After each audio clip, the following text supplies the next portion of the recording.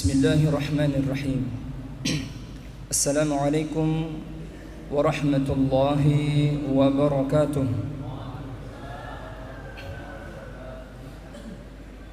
Alhamdulillahi rabbil alamin. Wa huwa alladhi asra bi'abdihi laylan minal masjidil haram ilal masjidil aqsa alladhi barakna hawlahu linuriyahu min ayatina innahu huwas sami'ul basir. Allahumma salli wa sallim wa barik ala sayyidina Muhammadin al-fatih lima ughliq wal khatim lima sabaq nasiril haqq bil haqq wal hadi ila siratikal mustaqim wa ala alihi haqqa qadrihi wa bimiqdarihi al-azim. Amma ba'd.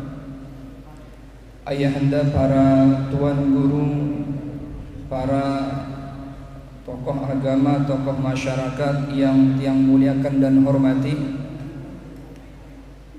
yang sama-sama kita hormati dan muliakan salah satu dari anggota Dewan Daerah Lombok Timur yang sama-sama kita muliakan, yang kebetulan sempat hadir di tengah-tengah kita,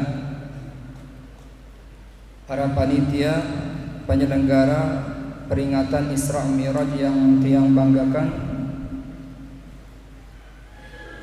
singkatnya hadirin wal hadirat yang dimuliakan Allah Subhanahu wa taala. Penjelasan tentang Isra dan Mi'raj qad bahasna, qad marra bina, kemarin di Landang Pesio kita alhamdulillah, yaitu mengadakan peringatan Isra dan Mi'raj.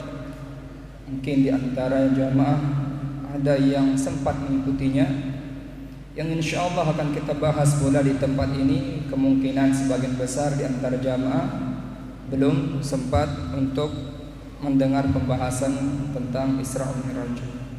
Kita berlindung mohon kepada Allah Subhanahu wa taala, mudah-mudahan dalam pertemuan kita ini pertemuan yang penuh dengan keberkahan. Dengan pertemuan kita ini Allah persaudarakan kita. Dengan pertemuan ini Allah turunkan hidayah dan taufik kepada kita, sehingga kita bersama-sama selamat dunia, lebih-lebih selamat di akhirat. Sebelum kita membahas tentang Isra Mi'raj, perlu kita ketahui bahwa bulan ini masih kita berada pada bulan Rajab. Rajabun wa huwa syahrun min ashhuril hurum wa huwa syahrullahil muharram.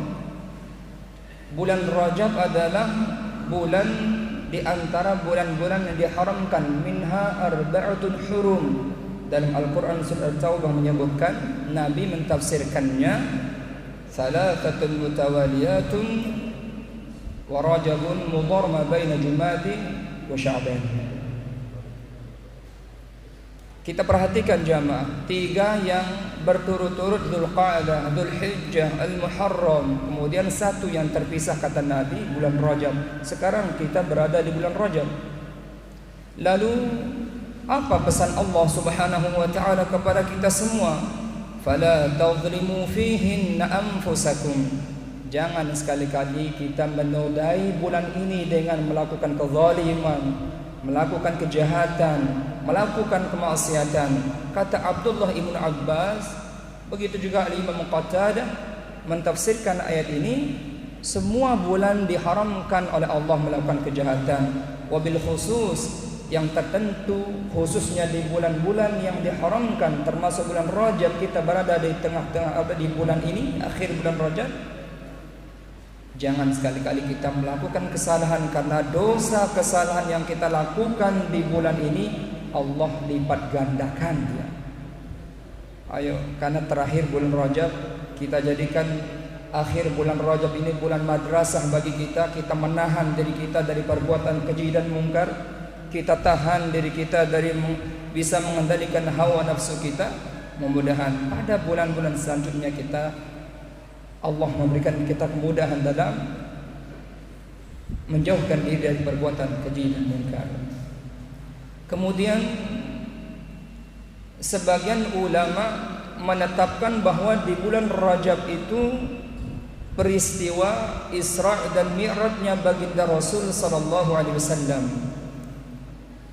Kurang lebih pada waktu itu pada tahun 10 sampai 11 Nabi yang mengatakan demikian.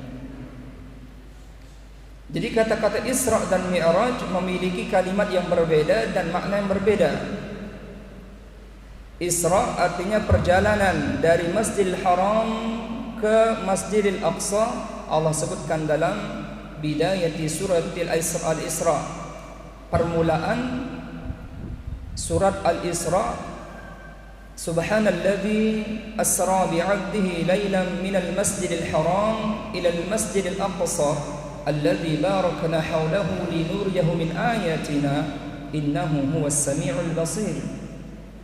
Adapun makna Mi'raj, perjalanan Nabi kita dari Masjidil Aqsa menuju ke Sidratul Muntaha, ini dijelaskan di dalam surat An-Najm, idh yaghsha sidrata ma yaghsha ila akhir ayat.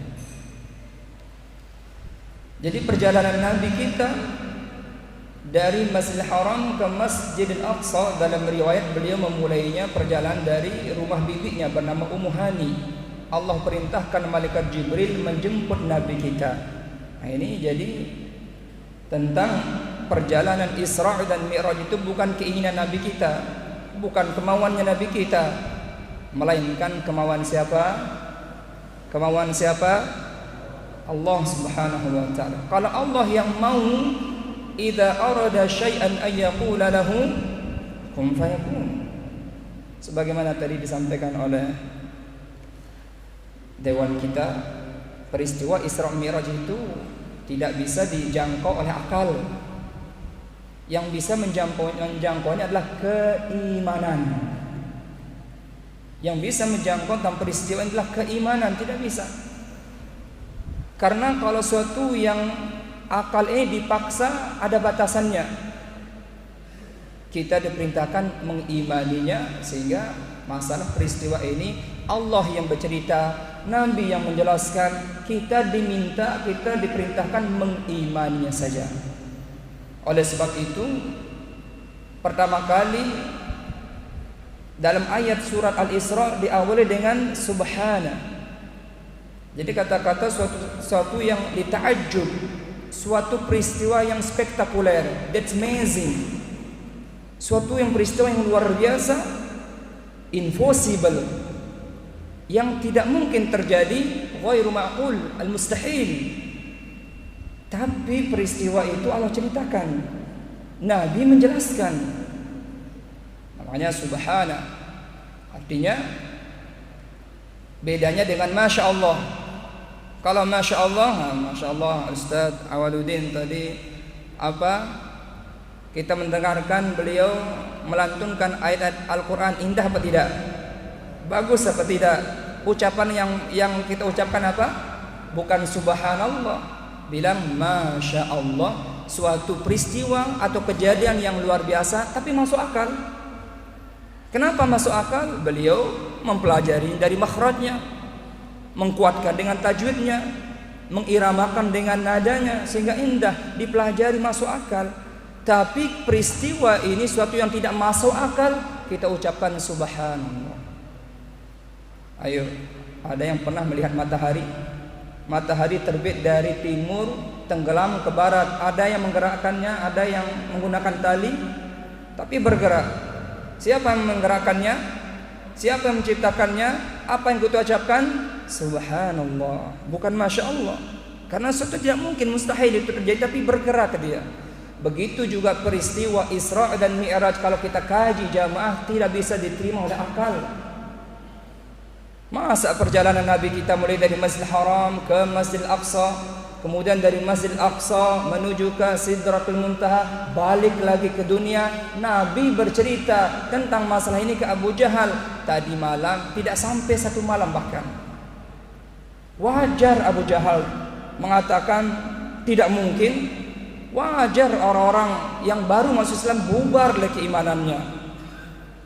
Makanya Nabi dalam Al-Quran mengatakan asra, timbangan daripada af'ala, yang menggerakkan tentang kejadian ini. Keinginan siapa? Asra, ada yang memperjalankannya. Siapa yang memperjalankannya? Allah. Bagaimana cara diperjalankan? Allah utus malaikat Jibril. Allah sediakan kendaraan bernama Buraq. Ayo sekarang kita balapan pergi ke Mekah. Ada yang jalan kaki membutuhkan waktu berapa bulan? Ada teman tiang namanya Gus Hamim dari Pekalongan yang naik haji jalan kaki. Mungkin jamaah tidak ada yang tahu. Tinggal bersama tiang, mondok di rumah selama setahun. Jalan kaki dari Pekalongan ke Mekah membutuhkan waktu 11 bulan. 11 bulan, 11 hari perjalanan. Kalau tiang pergi ke Mekah, tiang bilang pergi ke Mekah cuma membutuhkan waktu 9 jam. Kira-kira siapa membawa tiang ke sana? Orang yang berangkat berhaji ke Mekah kalau jalan kaki, kalau kita ukur dengan perjalanan ya Gus Hamim dari Pekalongan ke Mekah 11 bulan perjalanan jalan kaki. Tapi jamaah haji kita bisa menghabiskan waktu 9 jam. Kenapa bisa sampai 9 jam? Karena ada yang membawanya pesawat. Nabi kita kenapa sampai tidak habis sampai 1 malam? Makanya kata-kata lailan berbeda dengan al-lailah. Dalam karangan kitab Imam Ibnu Abi Syah, nama kitab beliau namanya Amalul Yaum wal Lailah, amalan setiap hari dan setiap malam. Yang dimaksud dengan al-yaum itu mulai dari fajar sampai ke maghrib. Adapun al-lailah dari maghrib ke subuh. Tapi di sini dalam ayat ini menyebut lailan nakirah, artinya tidak sampai 1 malam. Impossible, sangat tidak mungkin. Tapi ketika itu Nabi bercerita tentang perjalanannya, Nabi disediakan kendaraan Buraq. Buraq ini para ulama berbeda berpendapat dalam menjelaskan. Ada yang menjelaskan Buraq itu hewan kendaraan kuda yang bersayap. Dalam riwayat Anas bin Malik, kuda itu Buraq itu diciptakan dari cahaya, memiliki tanduk 1. Itu yang digunakan Rasulullah, malaikat Jibril di depan, Rasul di belakang. Ada yang berpendapat bahwa Buraq itu adalah sebuah kilat cahaya yang mana Allah sediakan, yang mana Nabi menyebutkan Buraq itu tidak kecil dari himar, tidak melebihi besarnya dari bighal. Kecepatannya bagaimana? Kata-kata Buraq ini disebutkan dalam Al-Quran, yakadul barqu yakhtafu absar. Bagaimana kilat jamaah? Tahu kilat? Kilat kalau hujan, apa itu? Kisap bahasa kita, nggih. Ada yang tahu kecepatannya? 1 kali dia, kita lihat itu per detik menembus kecepatan 1500 km per detik.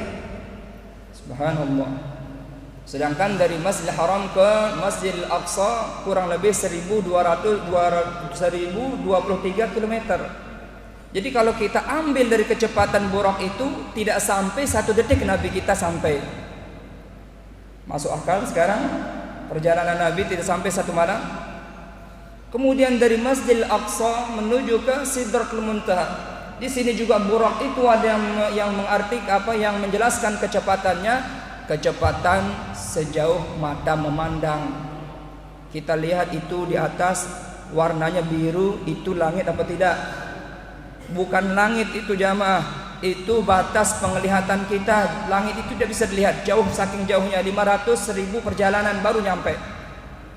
Nah, jadi kecepatan Buraq itu ketika dilihat sampai batas penglihatan, 1 melangkah sampai di sana. Makanya kita bilang subhanallah, maha suci Allah. Baik, Rasulullah SAW sebelum berjumpa dengan Allah Subhanahu wa Ta'ala, Nabi kita dari Masjidil Aqsa melewati tangga pertama, yaitu langit pertama. Dari dunia ke langit pertama itu jaraknya jamaah 500.000 tahun perjalanan. Ada yang umurnya sampai 500.000 tahun? Ada? Tidak ada. Jadi ngapain jalan bola-balik 500 tahun? Sudah imani saja sudah. Kenapa? Karena Nabi menjelaskan demikian. Di sana Nabi kita berjumpa dengan Nabi Adam alaihissalatu wassalam. Dari langit kedua menuju ke langit ketiga, langit pertama menuju ke langit kedua 500.000 perjalanan kalau kita jalan kaki jamaah. Bayangkan, di sana Nabi kita berjumpa dengan Nabi Yahya dan Nabi Isa. Dari langit kedua menuju ke langit ketiga, Nabi kita berjumpa dengan Nabi Idris. Dari langit ketiga menuju ke langit keempat, Nabi kita berjumpa dengan Nabi Yusuf. Dari langit keempat menuju ke langit kelima, Nabi kita berjumpa dengan Nabi Harun. Dari langit kelima ke langit keenam, Nabi kita berjumpa dengan Nabi Musa. Dari langit keenam menuju ke langit ketujuh, Nabi kita berjumpa dengan Nabi Ibrahim alaihi salatu wassalam. Dan semua para rasul berjumpa dengan Nabi kita, semua menyambut Nabi kita dengan baik. Nabi mengucapkan salam. Lalu di sana Nabi kita setelah melewati langit ketujuh, beliau melihat Baitul Ma'mur. Nah, ini dalam ayat tadi, linuriyahu min ayatina. Kami memperlihatkan tanda-tanda kebesaran kami. Itulah yang dialami Nabi, berjumpa dengan para nabi dan rasul, melewati langit pertama sampai ketujuh, melihat Baitul Ma'mur yang mana tempat tawafnya malaikat. Setiap hari 70.000 malaikat tawaf. Setelah malaikat tawaf di sana, dia tidak akan kembali tawaf lagi, melainkan diganti oleh malaikat yang lain. Lalu Nabi kita akan memasuki Sidratul Muntaha. Ini riwayat Imam Bukhari dan riwayat yang lain menjelaskan seperti ini. Di sana malaikat Jibril jamaah tidak bisa menembus, tidak bisa masuk wilayah sampai di sini. Hanya Nabi kita mengucap salam, Assalamualaikum warahmatullahi wabarakatuh. Tidak ada jawaban. Langit pertama ada jawaban, langit kedua dijawab oleh para rasul. Tapi di Arsy, di Sidratul Muntaha tidak dijawab. Nabi terdiam. Jibril, kenapa salam saya tidak dijawab Jibril? Dijawab oleh Jibril, kenapa engkau mengucap salam? Kau mengucap salam kepada siapa? Kepada Allah tidak mungkin. Allah huwas salam. Allah itu adalah yang memberikan kesejahteraan, yang memberikan segala-galanya. Kita juga tidak perlu memberi Allah makan, tidak perlu ngasih Allah rezeki. Wa huwar razzaq, dialah yang berikan kita rezeki. Lalu malaikat Jibril masih tahu jawaban salam. Nabi kita masuk ke Sidratul Muntaha, at-tahiyatul mubarakatus shalawatut thayyibatu lillah. Baru dijawab oleh Allah. Karena keselamatan, keberkahan, kerahmatan, kesejahteraan semuanya milik Allah. Allah yang punya, Allah yang ngasih. Bukan kita ngasih Allah. Lalu Allah menjawab, Assalamu alayka ayyuhan nabi wa rahmatullahi wa barakatuh. Salam kesejahteraan untukmu Muhammad, sekalian para nabi, dan rahmat kasih sayang Allah turunkan padamu. Nabi menjawab lagi, tidak mengatakan Assalamu alayya, kalau begitu kesejahteraan bagiku, tidak. Nabi mewakili kita sebagai hamba-hamba yang soleh. Makanya ketika kita sholat membaca tahiyat ini, inilah peristiwa biar kita ingat bagaimana tentang sholat. Nabi kita menghadap ke Allah Subhanahu wa ta'ala dalam peristiwa Isra Mi'raj itu, diperintahkan untuk melaksanakan ibadah yang namanya ibadah sholat. Ini hikmah, ini pelajaran, ini penting, ini harus kita amalkan, harus kita tahu. Kalau puasa turun ayat, kalau zakat melalui perantara malaikat Jibril, kalau haji turun di dunia ini, perintah-perintah yang lain dari langit ke dunia. Tapi kalau ibadah salat, Allah langsung berjumpa dengan Nabi. Nabi kita berjumpa dengan Allah Subhanahu wa ta'ala, dipanggil oleh Allah. Di sini ketika Nabi melihat Sidratul Muntaha, indahnya luar biasa, tidak bisa dibayangkan. Di sana Nabi bercerita tentang bagaimana Allah memerintahkan untuk melaksanakan sholat. Pertama kali menerima sholat berapa waktu, Bapak? 50 waktu jamaah. Jadi tidak perlu kita panjang lebar menjelaskan bagaimana ya bentuk pertemuan Allah dengan Nabi. Dia kena tumpang sila, nganjang atau tokon, di timur atau barat tahu na, atas atau bawah tahu na. Jawabannya adalah wallahu a'lam, laisa kamitslihi syai'un. Kenapa Nabi hanya bisa berjumpa? Kata guru kami, karena Nabi kita Nabi Muhammad diciptakan dari nur zat. Adapun makhluk semuanya ini diciptakan dari nur Muhammad. Malaikat Jibril tidak bisa masuk. Yang bisa masuk Rasulullah atas perintah Allah, kekuasaannya Allah. Nabi Musa ingin jumpa dengan Allah, lantarani, kamu sekali-kali tidak akan bisa jumpa. Pengen ya Allah. Baik kalau gitu naik ke Bukit Tursina. Belum datang Allah, cuman ayat-ayat Allah saja datang menggempakan, mengguncang dunia. Tidak tahan Nabi Musa, sudah sampai di sini. Baru tanda-tanda kekuasaan Allah. Makanya bisa berjumpa Rasulullah. Kapan kita boleh berjumpa dengan Allah? Nanti di akhirat. Allah berjanji itu. Makanya kata Nabi, kebahagiaan seorang mukmin itu nanti ketika dia berbuka puasa bahagia. Kemudian kebahagiaan yang kedua ketika berjumpa dengan Allah. Jadi kuncinya kalau kita mau berjumpa dengan Allah, masuk surga dulu. Kunci masuk surga itu syahadat. Mafatihul jannah syahadatu an la ilaha illallah. Syahadat itu kita baca setiap hari, setiap malam di mana? Salat kita. Nah ini jamaah. Sekarang tentang salat 50 waktu dikasih oleh Allah. Allah tidak main-main, serius. Kalau Nabi kita menerimanya sampai di dunia ini jamaah 50 waktu kita salat sehari semalam. Ayo setiap berapa menit baru azan? Seandainya 24 waktu jamaah dikasih waktu, sehari semalam berapa jam? 24 jam. Baik, kalau kita 24 waktu saja, setiap 1 jam Allahu Akbar, Allahu Akbar, semua. Tapi 50 waktu bagi 2 lagi, kurang setengah jam jamaah.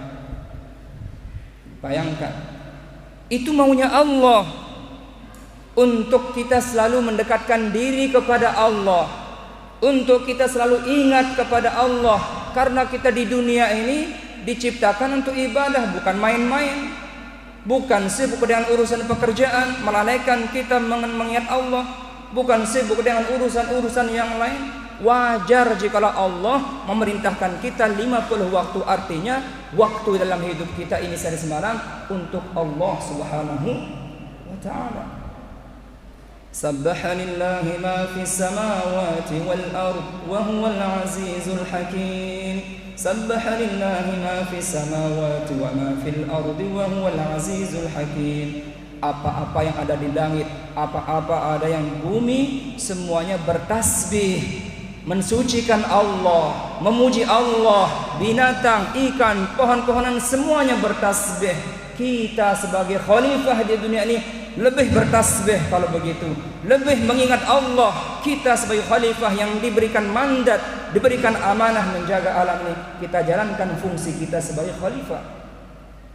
Sekarang kalau Nabi kita ketika turun berjumpa dengan Nabi Musa, berapa rakaat, berapa waktu engkau diberikan, dibebani oleh Allah? 50 waktu. Kata Nabi Musa, irja fas'alillah ita'at takhfif, kembali kepada Allah, minta keringanan. Karena umatku, kata Nabi Musa, tidak mampu, lebih kuat umatku daripada umatmu. Nabi kita kembali, dikurangi 5 menjadi 45. Kembali lagi ke Nabi Musa, ditanya lagi, minta keringanan, dikurangi 5 menjadi 40. 40 dikurangi 5 lagi jadi 35, dikurangi 5 30, dikurangi 5 25, dikurangi 5 berapa? 20, dikurangi 5 15, dikurangi 5 10, dikurangi 5 lagi menjadi 5. Coba bayangkan, Nabi Musa mengusul, umatku lebih kuat, lebih tangguh fisiknya daripada umatmu, tidak akan mampu melakukan, apalagi umatmu ya Muhammad. Nabi kita mondar-mandir, bolak-balik minta keringanan kepada Allah, sudah sampai 5. Nabi Musa minta, ayo balik lagi minta keringanan. Nabi Musa, Nabi kita malu, sampai di sini saja. Lalu Allah Maha Tahu lalu berfirman, ya Muhammad, jikalau demikian yang 50 waktu menjadi 5 waktu, Allah berikan keringanan sebagai bentuk karunia Allah kepada kita sebagai umatnya Nabi. Jamaah, kalau kita melakukan kebaikan, satu kebaikan kita laksanakan dilipat gandakan sebanyak 10 kebaikan. Kalau kejahatan kita laksanakan, maka dicatat cuma 1 kejahatan. Mana lebih banyak? Ayo, 10 banding 1. Jadi kalau kita melakukan kejahatan, jangan lupa iringi ke kebaikan. Innal hasanat yudhibnaz sayiat. Dengan tenggawit pegawaian si salah, ampun tenggawit pegawaian si solah, tampunin dosa anda. Wa atbi'is sayyi'atal hasanata tamhuha, kata Nabi. Iringi perbuatan kejahatan dengan kebaikan, niscaya akan diampuni. Kemaksiatan untuk gaweta, itu kebaikan. Bagaimana? Makanya kata ulama, jika engkau tidak mampu meninggalkan yang namanya kemaksiatan itu, jangan lupa mengerjakan kebaikan. Karena dengan kebaikan itu sedikit tidak ada alasan kita nanti pada yaumul mizan, hari pertimbangan, ada dosa, ada pahala. Mana lebih banyak pahala dengan dosa? Pahala itu Allah lipat gandakan 10. Jemaah, makanya satu solat kita kerjakan kali 10 kali 5 kali 10 berapa? 50. Itu makanya Allah memberikan kita 5 waktu, pahalanya sama dengan 50 waktu.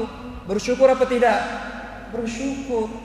Sekarang pertanyaannya, tentang solat ini adalah Nabi langsung menerimanya. Makanya kata ulama, akbarul ibadah min kulli ibadat as-salah. Paling besar nilainya ibadah di antara semua ibadah adalah solat.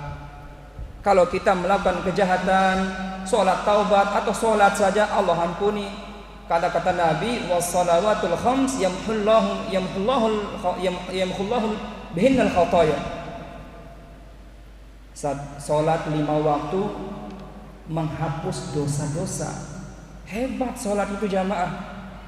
24 jam kita dikasih waktu setiap hari, setiap malam. Kita berbuat adil kepada Allah melakukan solat. Ayo, berapa kali kita memenuhi panggilan Allah sehari semalam? 5 kali.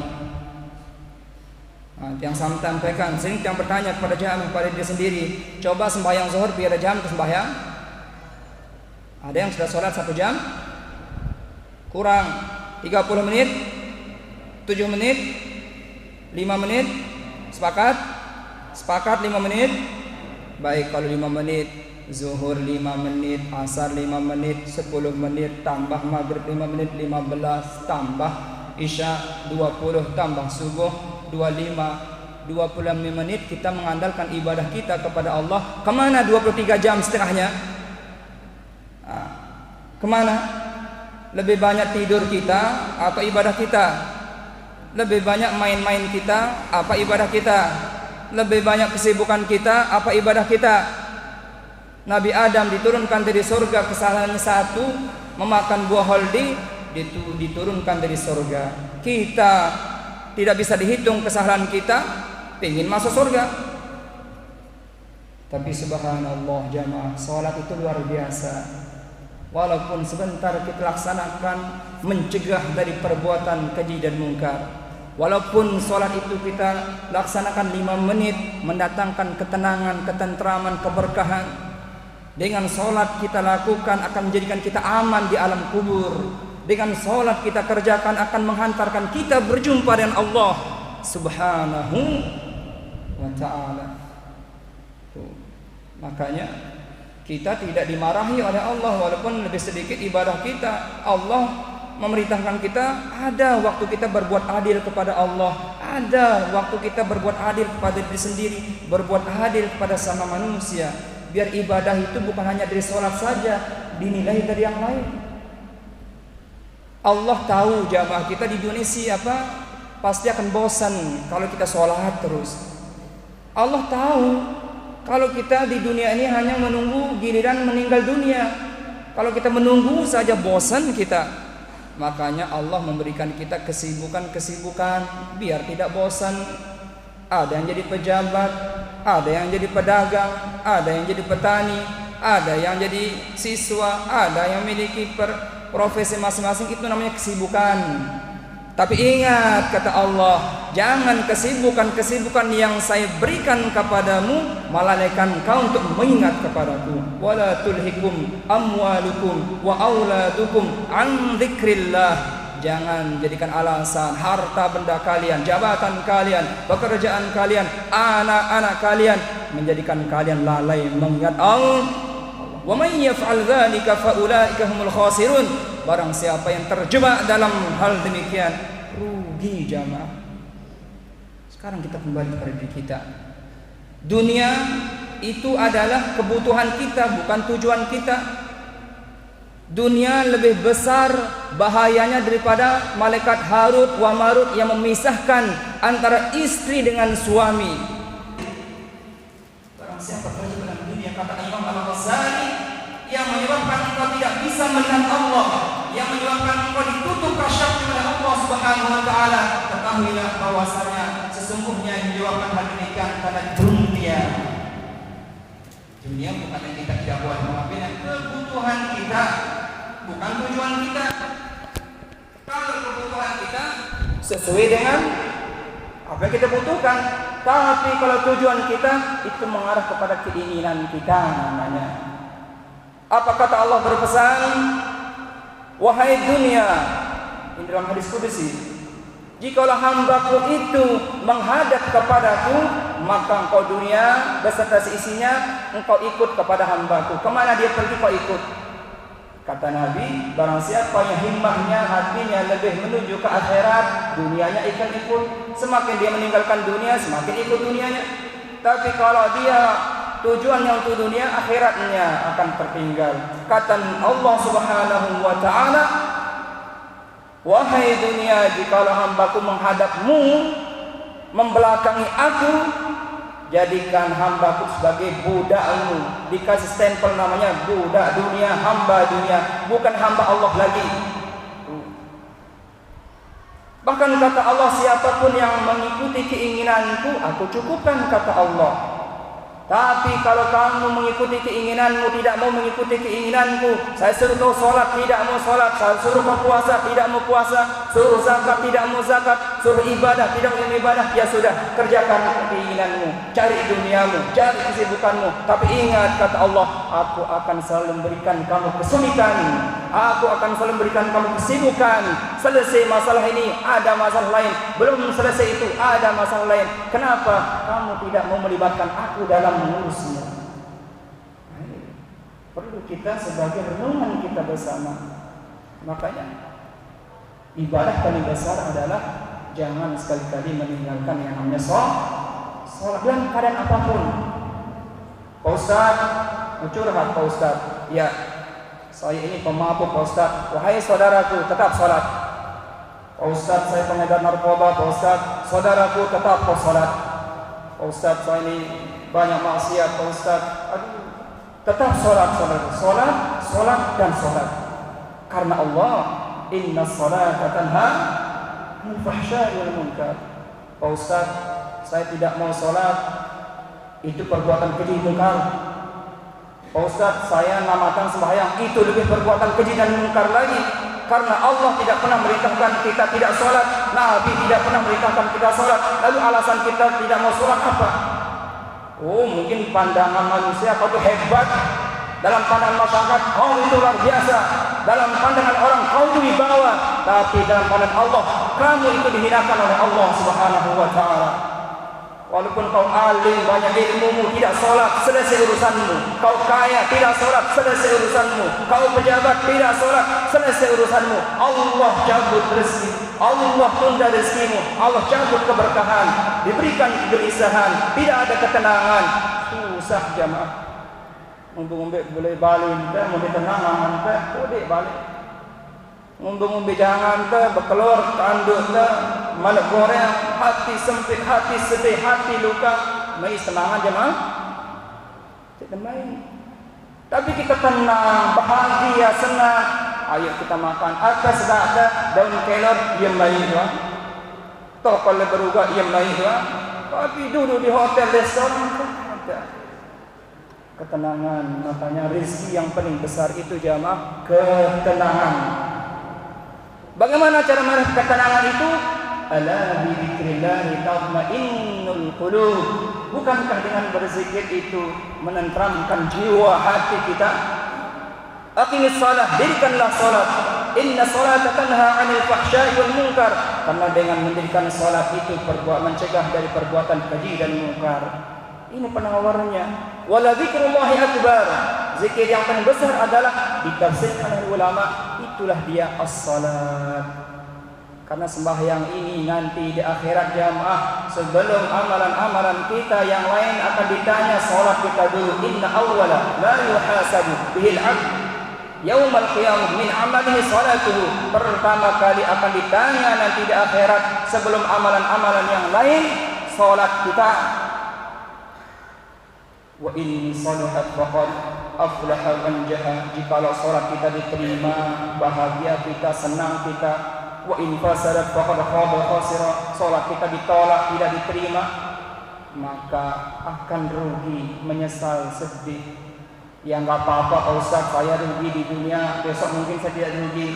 Tidak apa-apa, hari ini kita sedih, besok kita bahagia. Tapi kalau sudah di akhirat kita sedih, di akhirat kita rugi, sudah tidak ada harapan lagi. Pak malaikat semua sholat lagi enggak ada sholat, mau puasa lagi enggak ada puasa. Al-yaum hisab, hari ini adalah penghisaban. Di dunia baru amal. Nah, mari mudahan dengan ini jamaah Allah memberikan kita peningkatan keimanan kita. Semakin kita mendekatkan diri kepada Allah Subhanahu wa taala, mendirikan salat salah satu sarana kita mi'raj. Nabi kita Isra Mi'raj, peristiwa ini berjumpa dengan Allah, menerima panggilan salat. Begitu juga kita sebagai orang beriman mendirikan salat. Kata ulama, kita sedang mi'raj. Orang mukmin yang salat disebut dengan mi'rajul mukminin. Dia menghadap Allah dengan khusyuk. Qad aflahal mu'minuna alladzina hum fi salatihim khashi'un. Dia hilangkan kesombongan ketika mengatakan Allahu Akbar, Allah Maha Besar. Tidak pantas sesombong. Kesombongan tidak ada. Dunia dalam hati kita kikis, dendam, marah, semuanya kikis. Untuk sekarang kita menghadap pada King of the King, raja daripada segala rasa raja. Menghadap Pak Presiden saja kita atur pakaian kita, menghadap Pak Gubernur kita atur bahasa kita, menghadap Pak Kepala Desa kita atur waktu kita. Masa menghadap kepada Allah Subhanahu wa taala tidak seperti yang kita hadap kepada para raja, presiden, gubernur dan sebagainya, sebagai peringatan buat kita bersama. Mari dari kajian rangkaian Isra Mi'raj ini membuka pikiran kita untuk semakin mendekatkan diri kepada Allah Subhanahu wa taala. Jika Allah sudah mencintai kita, tidak usah khawatir, tidak perlu khawatir. Semua Allah akan selesaikan urusan kita. Semua Allah akan selesaikan segala permasalahan kita. Bahkan rezeki kita datang dari arah yang tidak disangka-sangka. Libatkan Allah Subhanahu wa taala. Oleh sebab itu insyaallah kita akan sampai kepada tujuan kita, karena kita datang diciptakan dari Allah, kembali pun kepada Allah Subhanahu wa taala. Kemudian Nabi kita jamaah yang terakhir turun dari langit menuju ke dunia. Pagi-paginya Nabi kita bercerita kepada Abu Jahal, orang-orang kafir Quraisy. Orang-orang kafir Quraisy semuanya ketawa, terbahak-bahak. Ini adalah dalil kita untuk melemahkan orang-orang Islam. Masa Muhammad pergi ke langit tidak sampai satu malam? Dipanggil, dikumpulkan orang beriman, dikecohkan, dipengaruhi. Orang-orang beriman mulai goyah keimanannya. Orang yang baru masuk Islam bubar keislamannya. Ayo kita menuju ke Abu Bakar. Ini Abu Bakar ini adalah kalau Abu Bakar sudah tidak beriman, sudah menang kita, tidak ada yang beriman. Dipanggil Abu Bakar, ya Abu Quhafah, wahai Abu Quhafah, itu namanya Abu Bakar ya. Ini, itu sahabatmu itu dia tambah sinting, tambah gila, tambah ngawur. Lihat saudara-saudaramu yang Islam itu pada bubar, tinggal kamu sekarang. Kenapa? Kata Abu Bakar, itu saudaramu, sahabatmu Muhammad itu mengatakan tadi malam katanya dia pergi ke Palestina, lalu naik ke langit, tidak sampai satu malam. Masuk akal tidak? Ayo sekarang keluar kau dari barisan Muhammad. Abu Bakar santai menjawabnya. Siapa yang bilang begitu? Muhammad. Kalau Muhammad bilang begitu, Muhammad naik ke langit, wahyu yang turun dari langit ke dunia saja saya terima. Muhammad naik ke atas menerima wahyu, saya terima juga. Allahu Akbar. Oi, ini juga kata Abu Bakar, lihat tembok ini warnanya putih, semua menyaksikan. Kalau datang Muhammad, tidak, itu warnanya hitam. Saya ikut Muhammad, hitam ya hitam. Itu keimanannya Abu Bakar As-Siddiq. Makanya kata Nabi, jikalau dibandingkan imannya Abu Bakar dengan imannya kita dikumpulkan di dunia ini, tidak bisa dibandingkan, tidak bisa ditandingi jemaah. Radhiyallahu anhu. Lalu Nabi kita disidang oleh orang kafir Quraisy. Masih kita penasaran, kami belum meyakini tentang terjadi peristiwa Isra dan Mi'raj ini. Lalu Nabi dipanggil, apa kata Nabi? Kalau kalian tidak percaya tentang apa yang saya sampaikan, baik sekarang saya kasih bukti kalian. Ada kelompok pedagang dari Palestina akan nyampe ke Mekah besok. Kalian lihat dia punya onta, ada tanda merah di leher onta itu onta paling besar itu. Di tengah perjalanan kata Nabi, ontanya kelompok itu hilang. Saya kasih tahu dia, ontanya berada di perkampungan Fulan bin Fulan, di perkebunan Fulan bin Fulan. Besok kalian tanya mereka. Orang kafir Quraisy tambah penasaran. Ayo kita tunggu. Semua menunggu kafilah dagang tersebut. Setelah melihat dari jauh ternyata benar hari yang sudah ditentukan Nabi, kelompok itu datang. Melihat dari jauh ada onta, ada tanda warna merah, semua saya melihat. Benar juga ya. Kita tanya dulu. Setelah mendekat kelompok itu ditanya, siapa ketua kelompoknya? Saya. Apakah benar Anda datang dari Palestina? Benar. Apakah benar onta Anda hilang di tengah perjalanan? Benar. Kami mendengar suara, dikasih tahu tempatnya di perkampungan Fulan bin Fulan. Kami temukan. Jadi kelompok itu saling melihat, ini yang ngasih tahu siapa ya? Siapa yang ngasih tahu masalah ini? Demi Tuhan, tidak ada yang bisa membocorkan rahasia ini. Ayo kita tanya orang-orang Quraisy. Ya orang Quraisy, siapa yang ngasih tahu kalian tentang masalah ini yang kami lakukan? Itu benar semua. Semua menunjuk kepada Nabi kita, Nabi Muhammad. Ini yang ngasih tahu kami. Sehingga peristiwa itu selesai deal. Tidak ada fitnah lagi. Orang kafir Quraisy percaya lagi tentang masalah itu. Masa kita sekarang yang Islam beriman kepada Allah, beriman kepada Rasul, masih tidak percaya tentang Isra Mi'raj? Itu kan mimpi. Kalau memang mimpi Nabi kita nggak usah cerita. Abu Jahal ngapain fitnah Nabi? Kalau mimpi ke bulan pun tidak masalah. Nabi menceritakan secara langsung, bukan menjadi mimpi. Makanya terjadi sebuah kontra. Ada yang percaya sebagian besar, cuma Abu Bakar yang percaya. Nah inilah sekelumit tentang Isra Mi'raj. Ampun agak lama sedikit waktunya. Tidak apa-apa nggih, karena ini kita laksanakan setahun sekali. Jadi pelan-pelan sedikit. Kita itu yang ini sudah super ringkas niki menjelaskan tentang Isra Mi'raj. Yang ingin mengkaji tentang kisah Isra Mi'raj lebih lagi nanti bisa buka Sahih Al-Bukhari. Kemudian kita para ulama menjelaskan tentang Isra Mi'raj. Di Barzanji pun di sana ada Isra Mi'raj disebutkan, bisa kita kaji. Insyaallah mudah-mudahan memantapkan keimanan kita kembali, semakin yakin tentang agama yang benar. Mudah-mudahan kita kembali kepada kebenaran. Allah berikan kita hidayah taufiknya kepada pasangan-pasangan kita juga, anak-anak kita, saudara-saudari kita, tetangga kita, kaum muslimin dimanapun mereka berada. Al-Fatihah. Ya karena kita muslimin sallallahu alaihi wasallam. Wabillahi taufiq wal hidayah. Assalamualaikum warahmatullahi wabarakatuh.